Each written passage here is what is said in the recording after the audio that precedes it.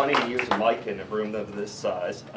This is a good turnout. I remember last time around, we were in that little room in the library. Everybody's crammed in. There was about half as many people.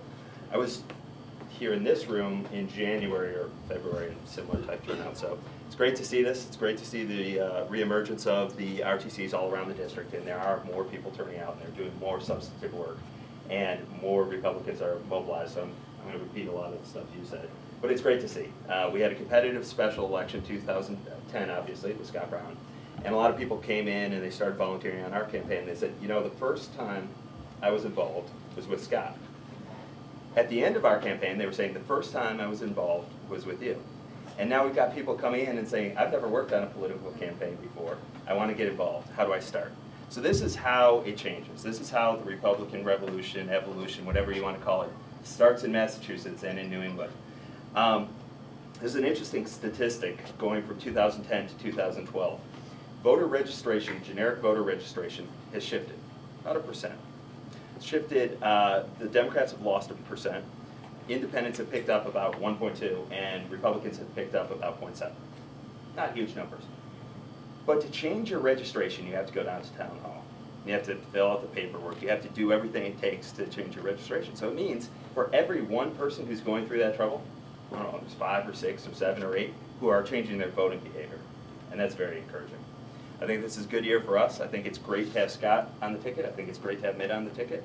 I think we've got a lot of great down ballot candidates, state legislative candidates, you know, town or city candidates, I should say. I'm running for state this time. See? Oh, I'm sorry. I'm sorry. I apologize for her. Okay, well, I take that back.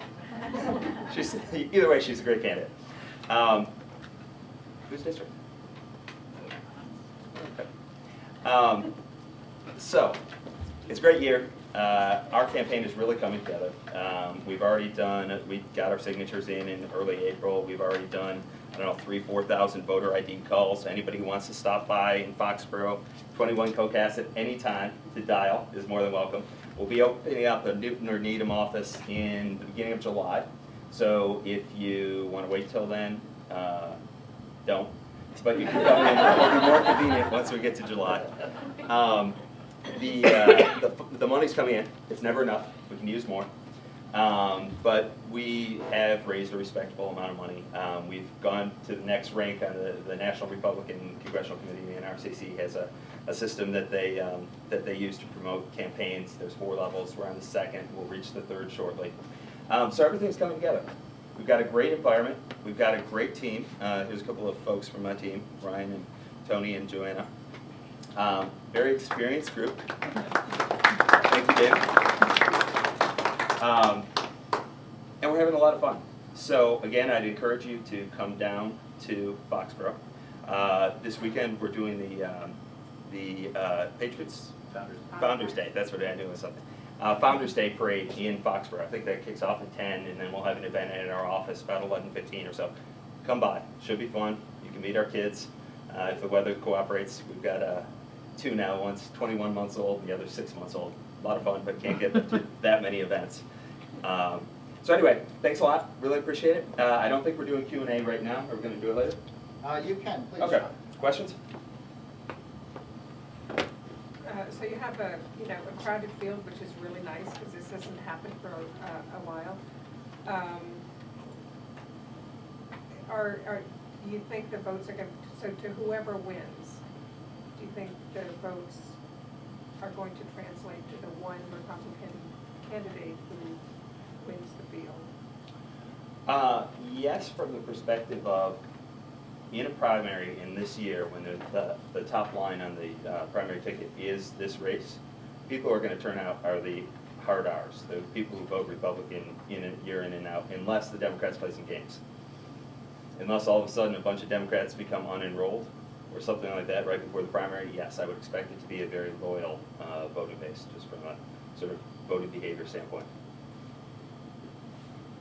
If I can ask 2 questions. One, if you don't win the primary, will you support either both of the other candidates that might win? And second, do you have sort of a game plan that you can reveal to this group regarding Joe Kennedy?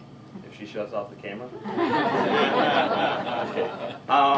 Yeah, you know, I mean, you have to look at the race as a totality. We all support whoever comes out on top, if it makes sense to. I think, I will work hard to make sure it's me. But yeah, I'll definitely give that some thought. As far as a game plan for Kennedy, absolutely. We have mapped out a strategy and dollars associated with that strategy and a fundraising plan in place to reach those dollar amounts. Basically, we're planning to spend about what we did last time, $2.5 million. He's going to spend a lot more, but that's what we need to be competitive. We've got our voters targeted, where they are, how we can reach them. We've got our infrastructure being built right now and in place in some towns. We're going to be doing something we didn't do last time that cost us a lot of votes, and that is making sure we had people in the polling places on election day. Last time around, we had 1 or 2 precincts where that was true across the district. The Democrats were everywhere. And that gave them a 3 to 6 point advantage, depending on which race you look at. All the polling for my race, for Charlie's, for Mary's, was off by about 3 to 6 points. And that was largely due to the fact that they got their voters out and we didn't. That's just good, old school, nuts and bolts politics that we need to improve on. And I think we can. I know Scott's concentrating on it, we're concentrating on it. So, you know, it's going to be an important part, and hopefully you all will help us with that effort. Assuming you'll be the junior congressman from this district, what would be one of your top initiatives that you would want to pursue right away? Sure, jobs in the economy. You can't talk about anything this election without starting with jobs in the economy. And there's kind of 2 things you can do to stimulate the economy short term. The first is giving people back their money, giving businesses back their money in the form of tax relief. The second, though, is setting still the regulatory environment, making it predictable. And by the way, Kennedy's taken that talking point, so I know I'm right on it. And I also appreciate the fact that he's evolving in his views. He's teachable. We like that. So setting still the regulatory environment. A key component of that, of course, is Obamacare. A lot of the small business owners I talk to do not know how healthcare legislation is going to affect them and their employees. They don't know what they're going to be paying for. They don't know what's coming in terms of what they're going to have to provide. It creates a lot of uncertainty, and as a result, people aren't hiring. I've talked to numerous small business owners for whom that's true, and it's true for larger business owners as well. The implementation of Dodd-Frank, what taxes are going to increase they're calling tax Mageddon for for all these increases that are going to go into effect in 2013, potentially.